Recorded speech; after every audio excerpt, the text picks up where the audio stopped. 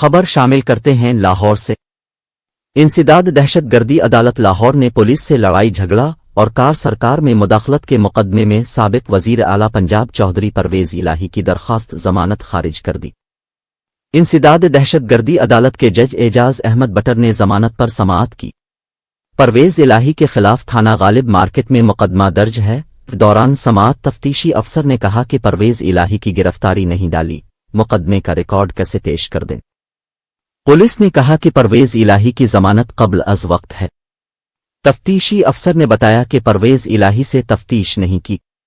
چودھری پرویز الہی اور دیگر 19 افراد کے خلاف تھانہ غالب مارکیٹ پولیس نے اقدام قتل، کار سرکار میں مداخلت اور دہشت گردی سمیت 9 دفعات کے تحت مقدمہ درج کر رکھا ہے۔